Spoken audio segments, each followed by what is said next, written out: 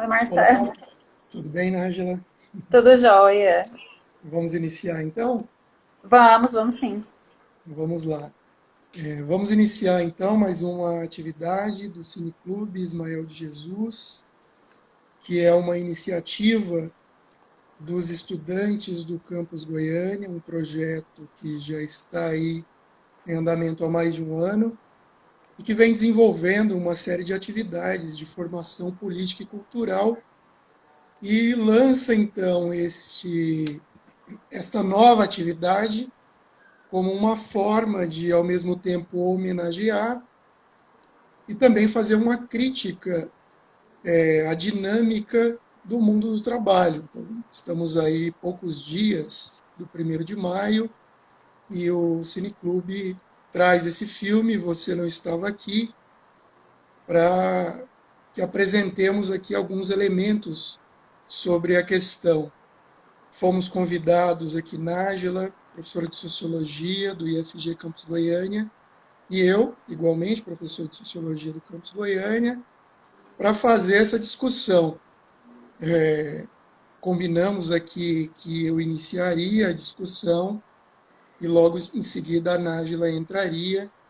Então, vou iniciar aqui, Nájila, você fique à vontade caso queira fazer alguma intervenção e tomar a palavra, tudo bem?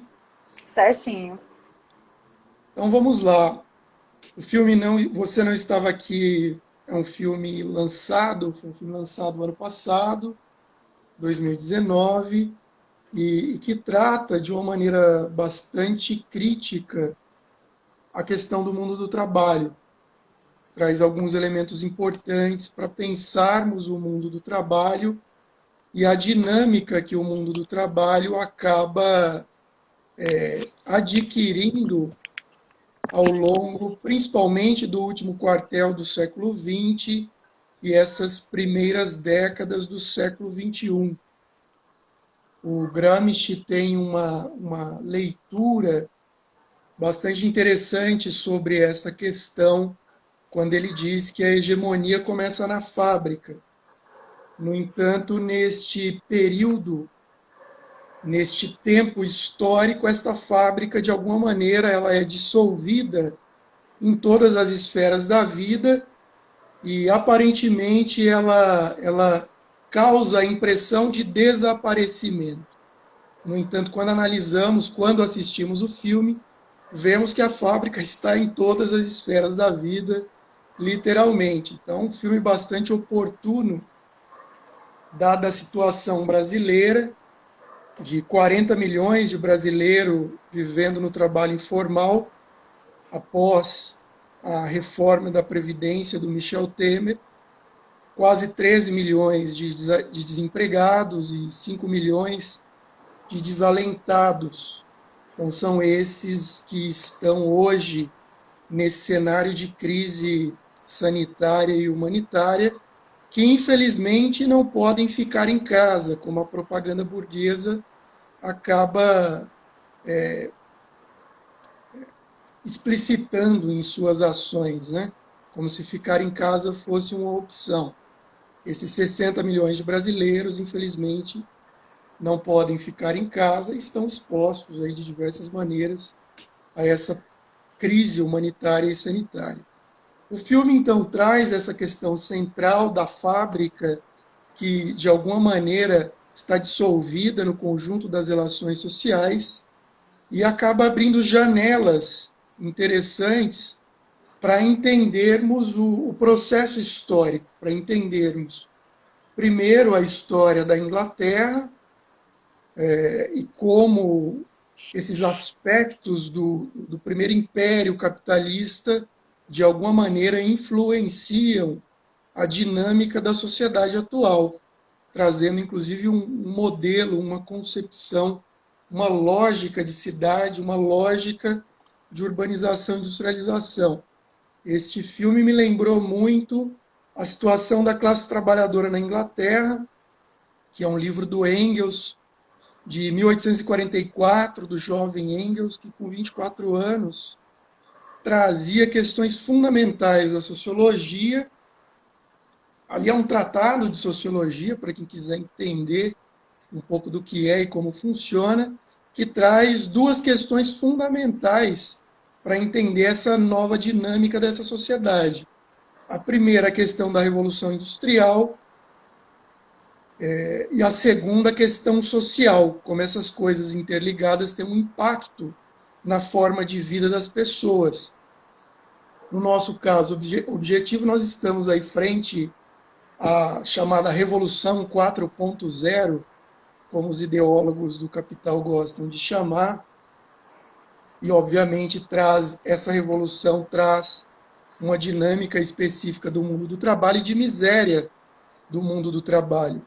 Então, ao mesmo tempo, o filme traz essa percepção, essa concepção na Inglaterra como berço do capitalismo, a partir de uma não cidade, que poderia ser qualquer cidade do mundo capitalista, né, porque ela tem uma lógica de construção, uma lógica de funcionamento. Até por isso ela me lembrou muito o livro do Engels, em que essa cidade ela é articulada de maneira desigual e contraditória. E os conflitos aparecem de diversas ordens. Então, ao mesmo tempo em que ela é uma não-cidade, que poderia ser qualquer cidade do mundo, ela é uma cidade específica, no caso Manchester, que é a primeira grande cidade operária, desse processo de revolução industrial, portanto, com uma lógica que influencia a construção e a formação de funcionamento das cidades que surgem a partir dali, num processo de urbanização e industrialização avassalador, e traz as contradições desse processo. Uma sociedade que, ao mesmo tempo, produz uma riqueza absurda, produz misérias de diversas naturezas. O Engels traz no livro como esse processo, por exemplo, em Manchester, que ele trata bastante, a questão das epidemias nos bairros operários, principalmente em Manchester, como a epidemia da cólera ali nos anos 30 mata de maneiras diversas essa população. Então é bastante atual. Então traz essa cidade que é Manchester, essa primeira grande cidade industrial, hoje a chamada região metropolitana de Manchester, composta aí por 8 distritos e 2 cidades, hoje com mais ou menos 2,6 milhões de habitantes, e que traz uma lógica interessante, porque é uma cidade que diminuiu ao longo das últimas décadas. Se pegarmos a região metropolitana de Manchester, de 1930 para cá, ela tem metade da população que ela tinha em 1930, o que denota um pouco essa lógica do capital que acaba impondo esses fluxos migratórios intensos de grandes contingentes populacionais que passam a buscar melhores condições de vida. Não ao acaso, uma das questões fundamentais da Europa hoje é a imigração.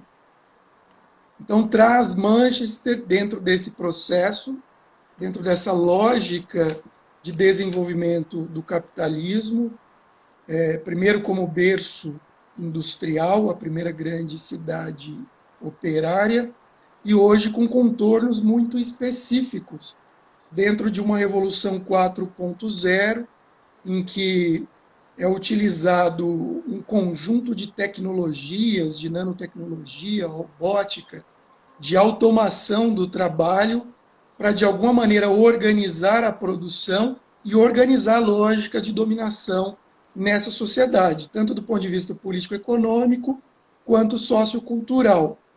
Ao mesmo tempo, o filme abre uma outra janela, que é para o estado de bem-estar social, o estado que emerge ali no pós-Primeira Guerra Mundial e Grande Depressão de 29, que garante um conjunto de direitos à classe trabalhadora, direitos civis, políticos, sociais, no momento em diálogo, em que uma das personagens diz, mas e as 8 horas? Né? Ou seja, as 8 horas é um mito, ela não existe mais.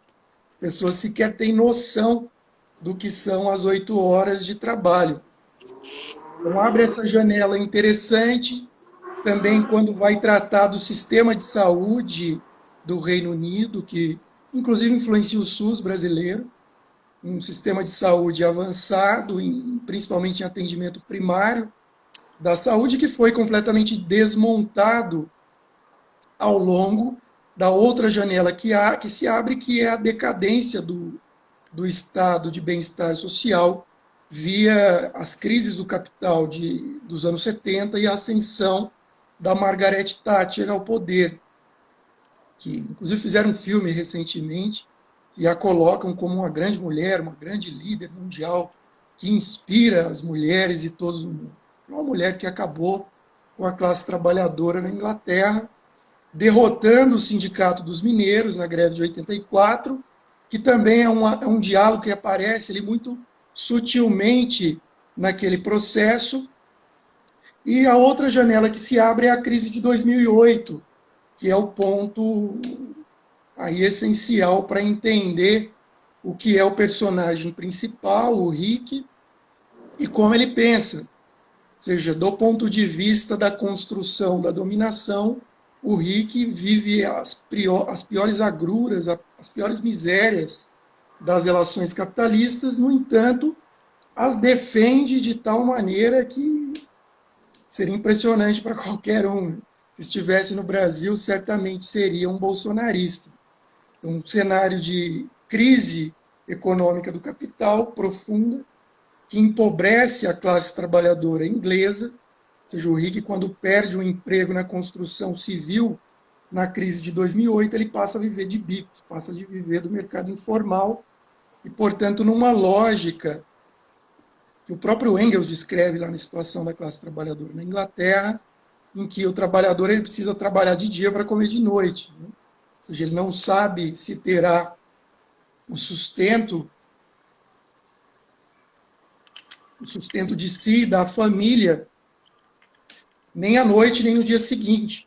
Então, é essa lógica que se coloca ali dentro da realidade do Rick, que é o pai, da Ebio, que é a mãe, da Lisa e do Seb, que são os personagens ali que, de alguma maneira, a partir das suas relações, acabam explicitando as contradições dessa sociedade que vive a partir de uma lógica, de uma tecnologia altamente desenvolvida, e é a partir dessa tecnologia que se desenvolve o conjunto das suas relações. No caso da família, se desenvolve pelo celular.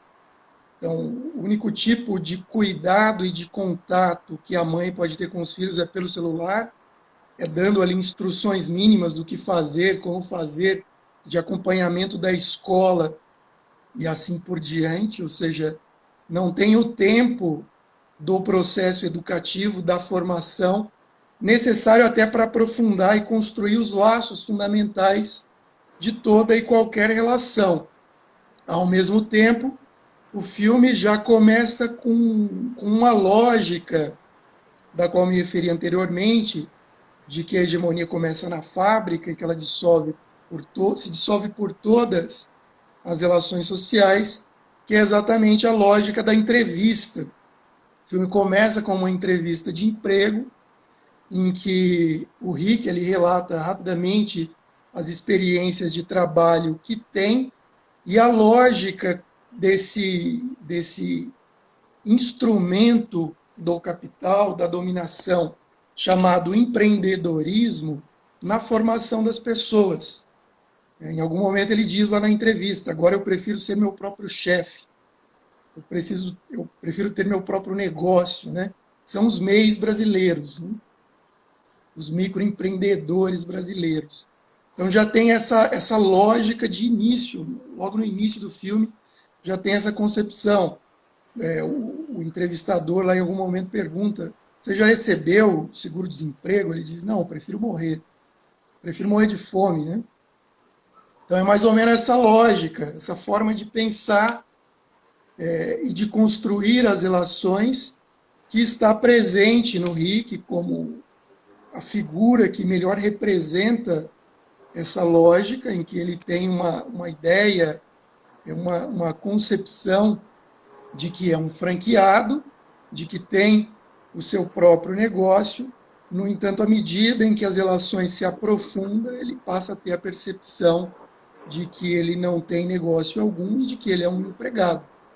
E talvez essa percepção apareça de maneira mais clara quando ele é cobrado pelo dono do galpão para o qual ele faz entregas, que ele teria levado a filha em uma das entregas, né? E a filha, de maneira muito espontânea, deixa um recado para um dos clientes, dizendo que o cliente devia para ele uma cueca nova, porque o cachorro havia mordido o pai. Então, o filme ele tem essas janelas interessantes, esses diálogos interessantes, que de alguma maneira tenta aliviar a tensão e os conflitos que vão aparecendo. A outra forma de emprego que aparece é a da mãe, da Abel, da esposa, que trabalha das 7h30 da manhã às 21 horas, que é o questionamento lá sobre as 8 horas de trabalho, a jornada de 8 horas. Ou seja, o direito sobre a jornada de 8 horas não existe mais.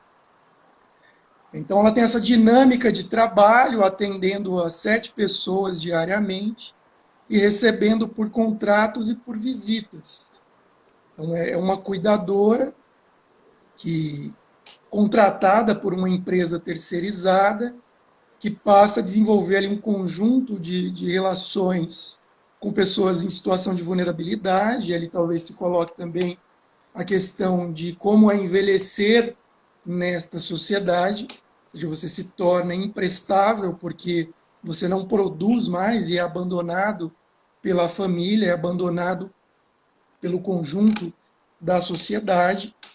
Então aparece ali essa lógica em diversos diálogos, né?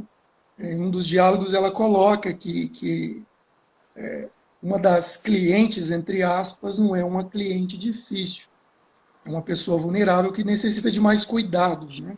Então ela entra em conflito com a própria lógica empreendedora, empresarial, que está presente ali a todo momento na construção das relações.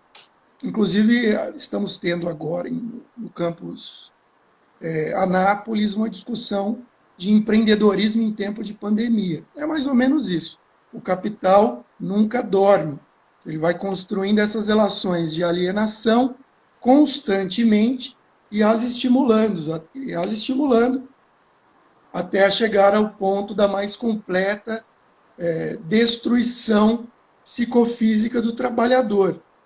Então, o filme se desenrola a partir dessas relações, desses conflitos, dessas janelas que vão se abrindo para entendermos um pouco do que é a história da Inglaterra, do que é a realidade do capitalismo e como essas contradições fundamentalmente aparecem.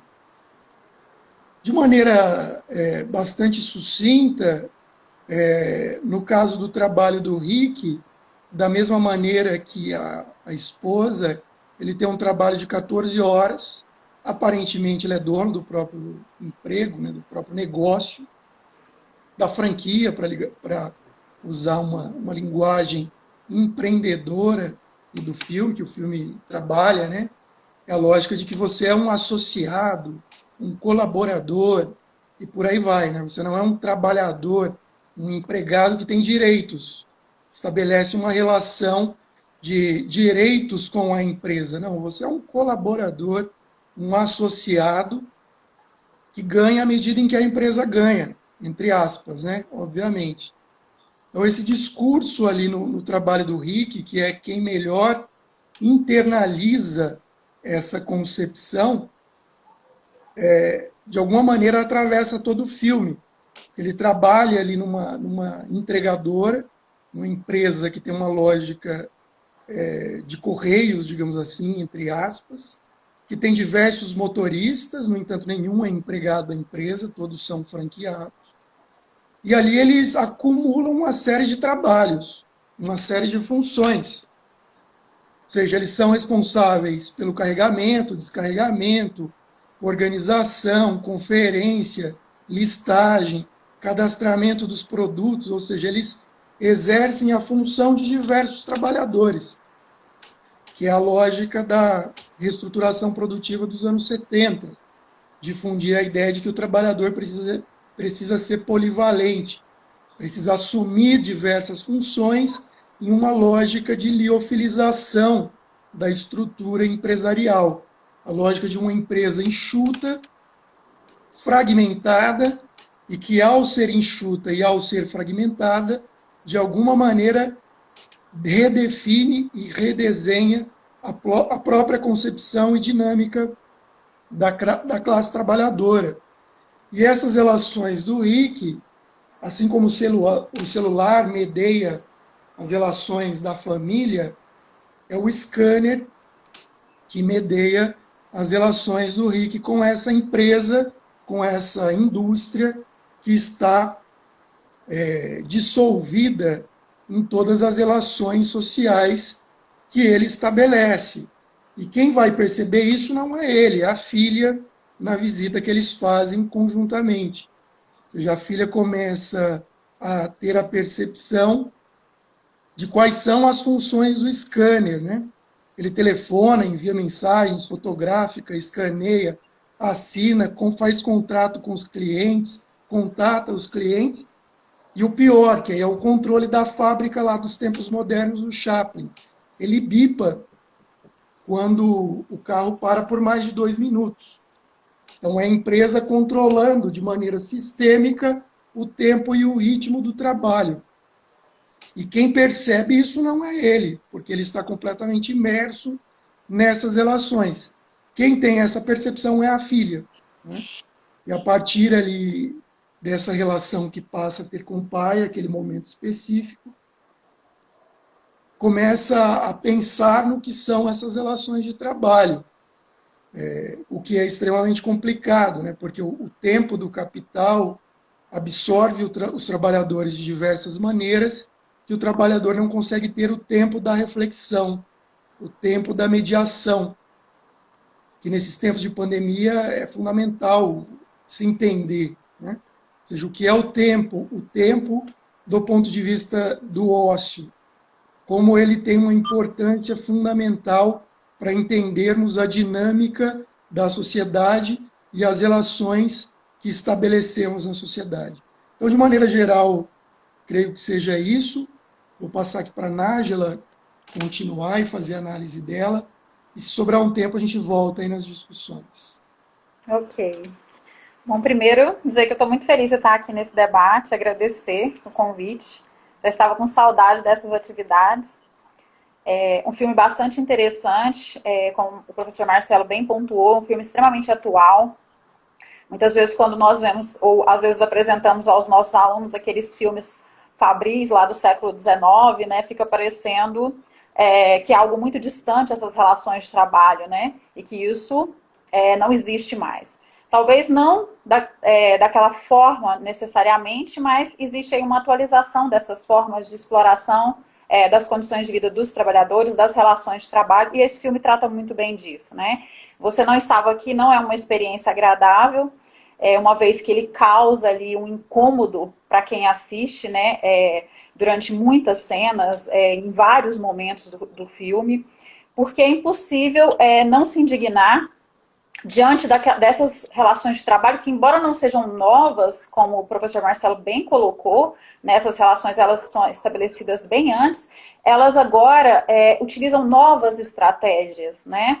Por meio, por exemplo, dos dispositivos de tecnologia como uma forma de controle do trabalhador. Então, é isso destituindo o trabalhador de todos os seus direitos, corroendo ali as relações familiares, a saúde, e tanto física quanto mental, né, desse trabalhador que se vê sob constante pressão. E o interessante que o filme nos provoca e coloca como uma reflexão é, ao mesmo tempo, a falácia, a ilusão de uma liberdade, de uma autonomia desse trabalhador, né? Porque o tempo todo isso é colocado, principalmente, isso se torna muito evidente em diversos momentos, mas nessa entrevista inicial de trabalho isso fica muito evidenciado, né, com frases que são rotineiramente disseminadas no nosso cotidiano, mas que aparecem muito bem ali naquele contexto.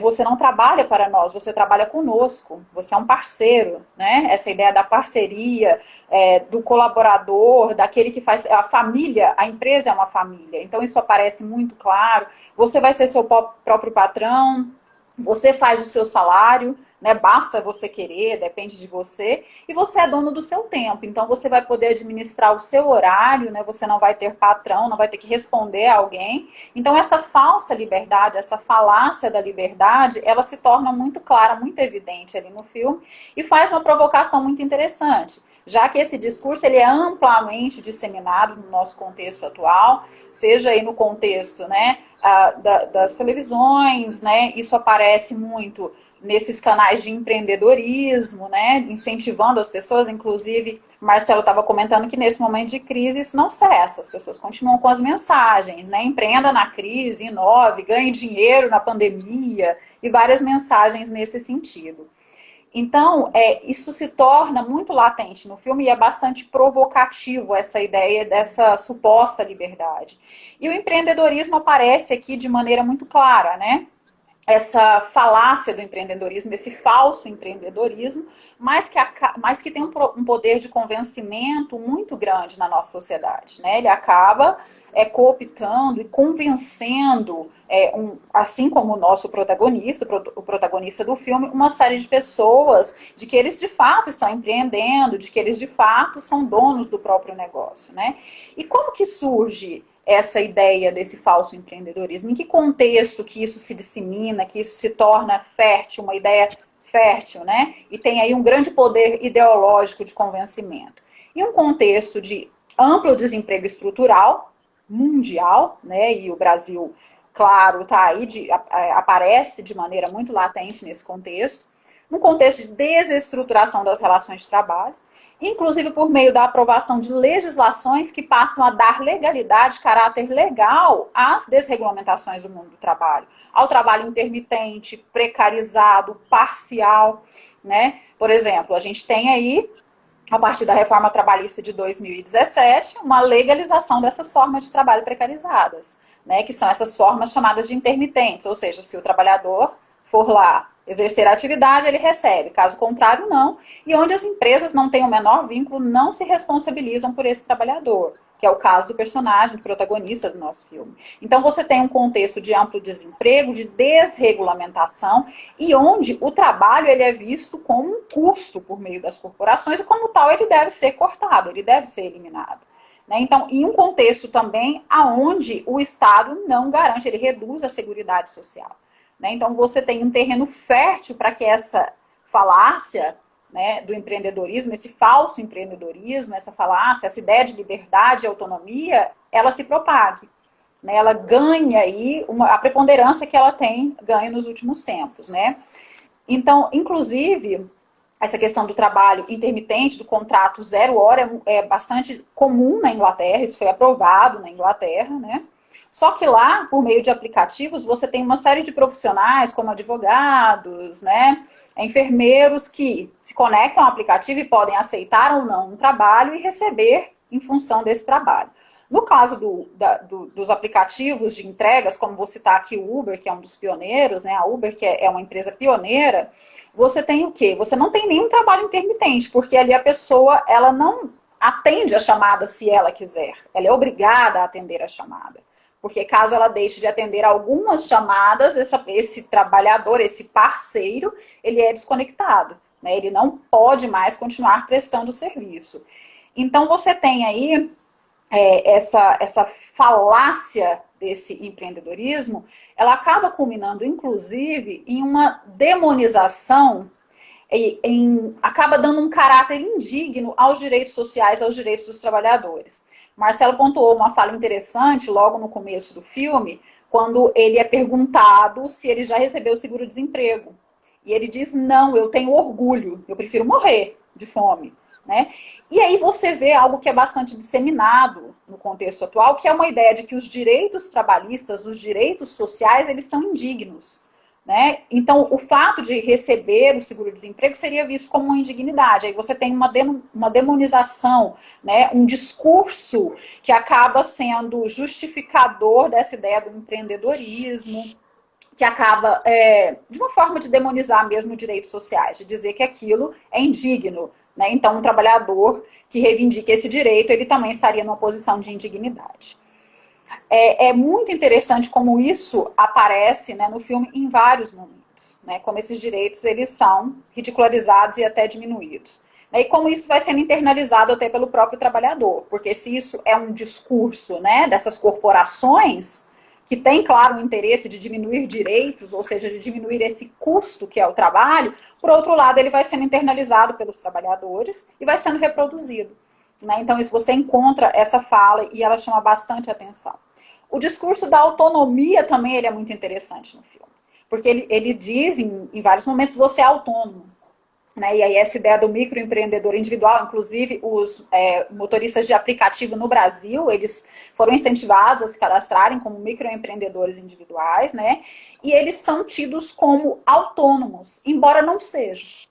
E por que não são? Porque isso não é um trabalho autônomo. Primeiro, porque não são eles que ditam os valores das corridas, por exemplo. Não são eles que ditam quando atendem ou não essas chamadas. Isso não é definido por esses trabalhadores, né?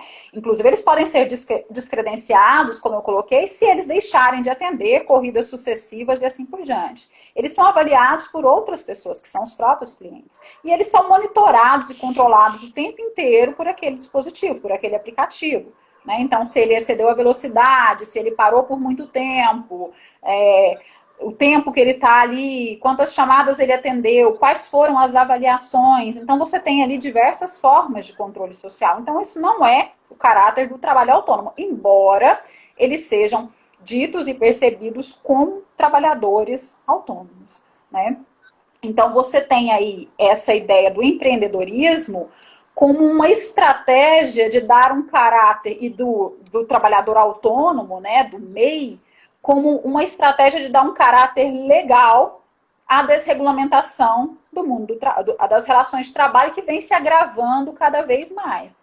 Né? Você tem aí a flexibilização do trabalho, agora utilizando também de novas tecnologias, dos dispositivos tecnológicos como uma forma de controle do trabalho, né, desse tempo de trabalho e também da subjetividade do trabalhador.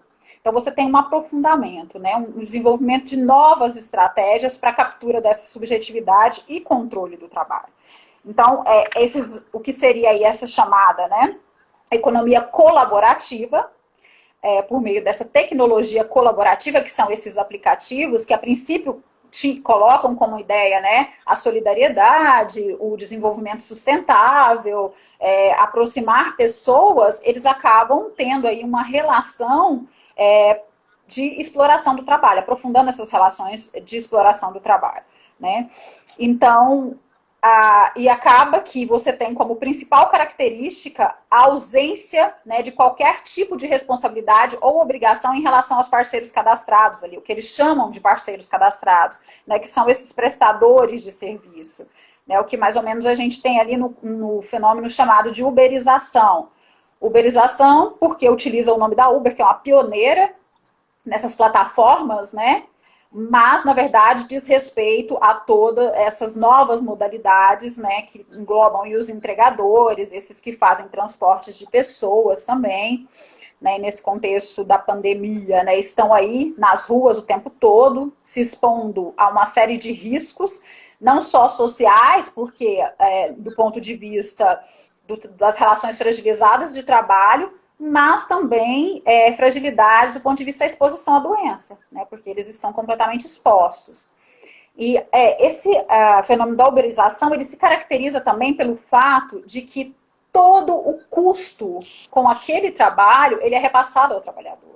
Então, se a gente pensar aqui a partir de uma perspectiva de Marx, a gente tem uma ampliação com esse modelo das formas de extração e ampliação da mais-valia.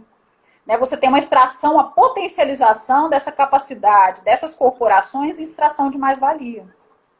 Primeiro que você tem uma ampliação da jornada de trabalho, que, como o Marcelo colocou, muito além de 8 horas. 8 horas, isso não existe. Né? O nosso protagonista ali, ele trabalhava 14 horas diárias. Isso é a realidade de muitos entregadores. Então, essa uberização, ela se caracteriza justamente isso, por não ter nenhuma relação, nenhuma obrigação com esse prestador de serviço, ou esse parceiro colaborador, e também por transferir todos os custos, né, daquele desenvolvimento daquele trabalho para esse indivíduo. Ou seja, você amplia aí enormemente os ganhos, os lucros dessas empresas. Além do fato de que cerca de 20, 30%, né, do valor ali daquela compra daquele cliente é repassado para essa empresa. Ou seja, esses prestadores de serviço, esses empreendedores ficam com uma margem muito pequena e com todos os custos. No caso do personagem do filme, ele teve que fazer um financiamento para a compra da van.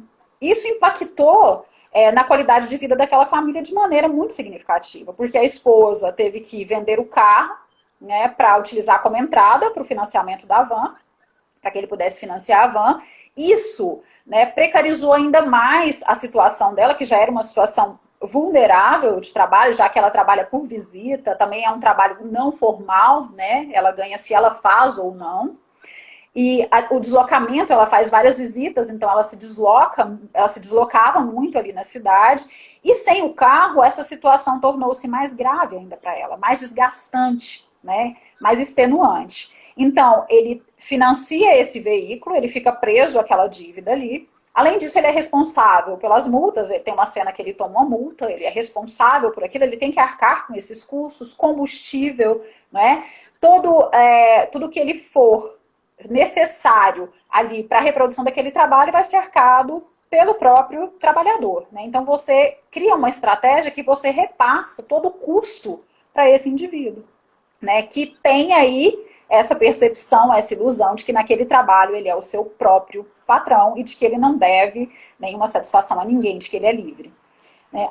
Além desse custeio todo, essa liberdade ela também é colocada em xeque devido aos diversos controles exercidos sobre esse indivíduo nesse processo, né? Então, esses controles vão desde os mais visíveis, efetivos, coercitivos, até os mais sutis, né? Então, ele sofre ali a cobrança do gerente, que quer o tempo todo que ele apresente resultados, não importa como, né? Você tem o controle também dos usuários do serviço, que ligam para fazer reclamação quando não são atendidos da maneira adequada, e da máquina, que na verdade aquela máquina ali, né, aquele scanner, controla todos os passos daquele trabalhador, o tempo que ele fica parado, as entregas, o trajeto que ele fez, né, todas as atividades.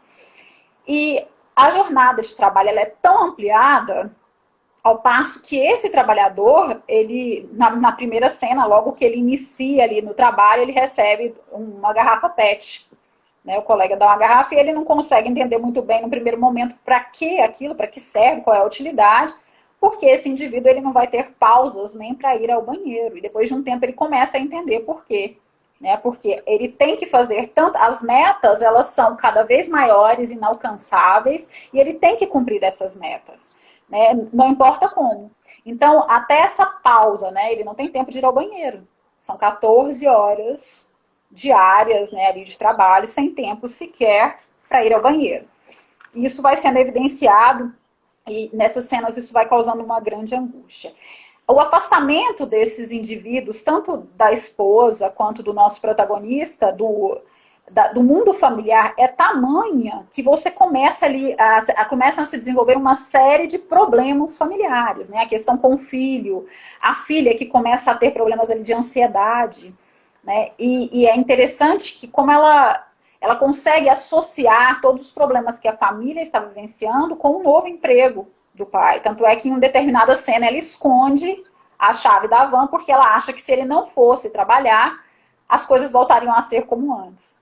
Né? Então as relações familiares elas vão se complexificando ao ponto que ele não consegue lidar com elas. E quando ele pede uma pausa, né, para tratar dessas questões familiares, o gerente, me parece, lá do galpão, é muito claro, dizendo, olha, todos têm problemas aqui, você pode ter a sua pausa desde que você coloque um motorista substituto. Esse motorista substituto também deve ser custeado pelo trabalhador. Então, toda vez que ele não pode ir ao trabalho, ele tem que desembolsar ali 100 libras ou colocar um trabalhador substituto para fazer aquela função. Então, ele também deixa de receber, né? Ele não recebe, ele não ganha naqueles dias. E aí, esse trabalhador está aprisionado ali, também porque ele tem uma dívida do financiamento desse transporte que ele utiliza, né, para a realização das atividades de entrega da própria firma. Então, você tem um controle que se dá das mais diversas formas, né? Então, se a gente pensar o caso dessas empresas de entrega, no caso do Brasil, ou de transporte mesmo, você tem ali uma série de normas, né? Você não pode rejeitar várias corridas. Inclusive, no caso da Uber e outras, elas convencem esses trabalhadores a colocarem metas pessoais. Qual é a sua meta pessoal? Quanto você quer tirar hoje? Quantas corridas você precisaria para fazer isso? Então, toda vez que esse trabalhador tenta encerrar ali, né, a sua jornada de trabalho, ele recebe um lembrete da Uber. Olha, você está perto de alcançar a sua meta. Você tem certeza que você vai encerrar? E isso acaba impulsionando esses trabalhadores a permanecerem mais horas ali na atividade. Além dessas formas de controle, né, existem ali também aqueles controles como não poder rejeitar as chamadas, você ser o tempo todo avaliado. E o mais interessante, o supervisor não é alguém da empresa. O principal supervisor é o cliente. Já que uma das formas de controle, talvez mais sutis e não menos violentas, está ali no uso das estrelas, né? O cliente te avalia entre 1 e 5 estrelas e o motorista tem que ter uma média de 4,6 para que ele permaneça na atividade. Então, esse empreendedor, esse parceiro, ele está sob constante controle e vigilância. Né? Então, você não tem ali o capataz da fábrica naquele molde tradicional, mas você tem novas formas, sutilezas e nuances do controle extremo ali sobre esse trabalhador e da pressão extrema. Né? Então, em alguns momentos, ele está dormindo exausto ao volante, mas ele tem que continuar dirigindo, se expondo aos riscos. E é muito interessante como, à medida que ele começa a enfrentar problemas e precisa faltar alguns dias, ele deixa de ser o menino de olhos azuis do gerente. Né? Então, ele cai no conceito porque ele acaba tendo que se afastar, ele não consegue ser tão produtivo quanto a empresa esperava. Né? Então, é toda uma falácia de liberdade que se coloca ali, que fica evidente.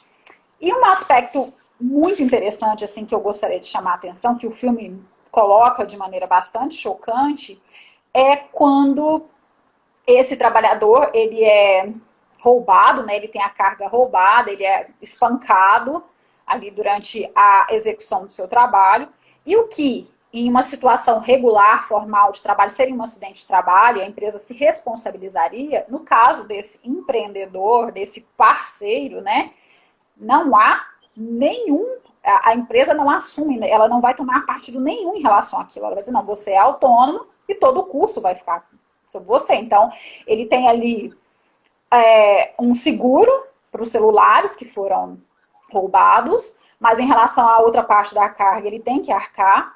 Nesse evento, né, do roubo, a máquina que controla ali todo o processo de trabalho, ela é destruída.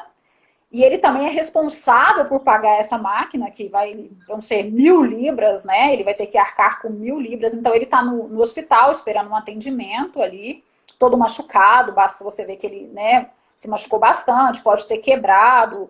E ele está esperando um raio-x, tal, ter quebrado ossos do corpo e tal. E o gerente está ligando para dizer dos custos que ele vai ter que arcar e que ele deve ir trabalhar no outro dia, senão ele vai ter que conseguir um motorista substituto ou também pagar a multa por não trabalhar. Então você tem ali um contexto extremamente desumano, onde você não tem nenhuma garantia, nenhuma seguridade social em relação a esses trabalhadores, né? E essas situações, elas não são fictícias. Eu até discuti recentemente, no ano passado mesmo, em sala de aula, esse caso. Não sei se vocês acompanharam, mas na Carta Capital, né, tem uma notícia de um caso de um entregador da RAP, eu acho, a empresa, e ele acaba morrendo durante uma entrega, então ele sofre um AVC durante uma entrega.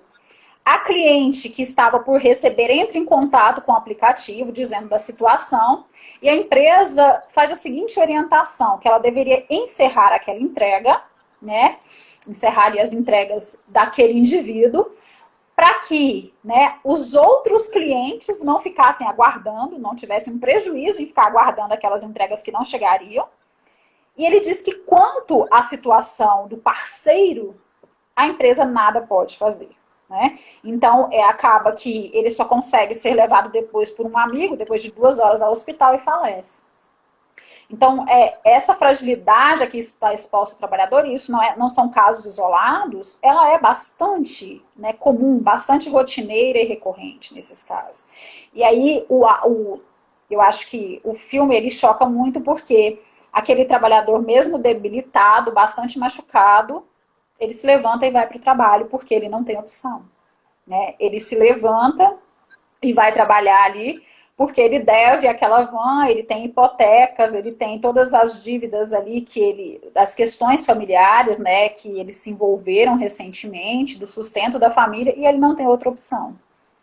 Né? Então, choca bastante, mas expõe uma realidade aí, né, a que todos nós estamos rotineiramente acompanhando aí. Ao mesmo tempo que coloca em xeque toda essa ideia, né, falaciosa do empreendedorismo, da liberdade e da autonomia desse tipo de trabalhador. Bom, acho que é isso. É isso. Vamos encaminhar, então, o final dessa atividade. Rapidamente, com as palavras finais. Você quer começar? Eu começo, Nájila? Pode começar, Marcelo. Então, vamos lá, rapidinho. Então, tentamos, de alguma maneira, aqui explicitar e analisar alguns elementos que o filme traz. Uma classe trabalhadora completamente empobrecida e pauperizada, apesar da grande riqueza que produz ao longo desses séculos de capitalismo, de desenvolvimento do capitalismo. O que nós vemos é um processo de concentração e centralização do capital, das riquezas em todos os países, independentemente de ser o epicentro do capitalismo ou a periferia.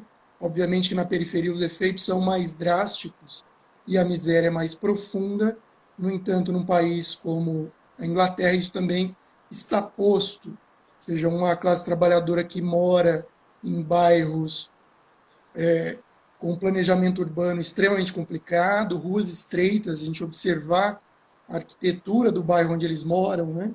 Ruas estreitas, cheias de sujeira, de lixo por recolher, cômodos pequeníssimos, né? Muito pequenos, móveis, simplesmente o básico para sobreviver dentro daquelas relações extremamente difíceis e, ao mesmo tempo, dificuldades imensas para sobreviver nessa sociedade, seja pelas relações, seja pela alimentação. A alimentação deles é fast food o tempo todo, porque para cozinhar você precisa de tempo, né? Tempo para ir ao mercado, tempo para ir à feira, escolher os melhores alimentos, prepará-los. Então, a todo momento é fast food. Então, é disso que eles se alimentam. Isso significa uma classe trabalhadora adoecida, que adoece por diversas questões, inclusive pela má alimentação, sem tempo de lazer. O lazer que ali está presente é o momento em que eles estão ali comendo o fast food. A mãe é chamada para atender uma das clientes, entre aspas, e todos entram na van e vão trabalhar junto com a mãe. Esse é o tempo de lazer que eles têm. E o tempo que eles têm para ficar em casa, sequer tem o tempo do gozo, né? O tempo de ter prazer. Em algum momento ali na cama, há uma possibilidade de relação sexual, ela diz, não, hoje não. Amanhã eu coloco na lista de afazeres. Prometo colocar na lista de afazeres. Então, sequer você tem o tempo do prazer, do gozo, do lazer, de uma maneira geral.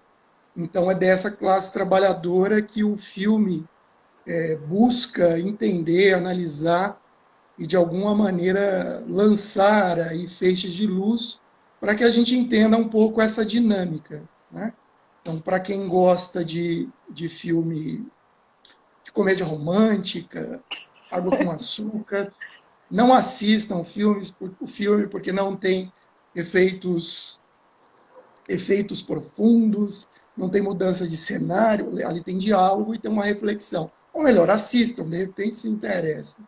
Então, é mais ou menos esse o recado. Espero que todos fiquem bem nesse momento de crise sanitária e humanitária, obviamente, na medida do possível. E com essa crise, com os bolsonaros, é extremamente difícil estar bem. É isso aí. Até mais, pessoal.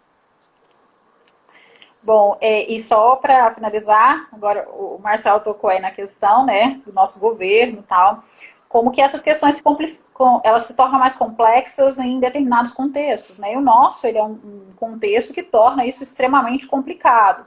E aí, também uma relação espúria que se estabelece, muito sustentada por esse governo, de que menos direitos, mais postos de trabalho, né? De que ele argumenta que o excesso de direitos acaba resultando em desemprego. Então, a gente teria que ter menos direitos para que pudéssemos ter mais emprego. Né? O que é uma correlação totalmente espúria e falaciosa, né? Menos direitos não, ou mais direitos não estão relacionados ao desemprego, mas sim outras situações bem mais complexas, que são, é um discurso aí reducionista, simplista, maldoso, né, utilizado pelo presidente. Então, nesse contexto, isso se torna ainda mais grave, né, assim como vários outros, né, a nossa crise sanitária é um exemplo disso.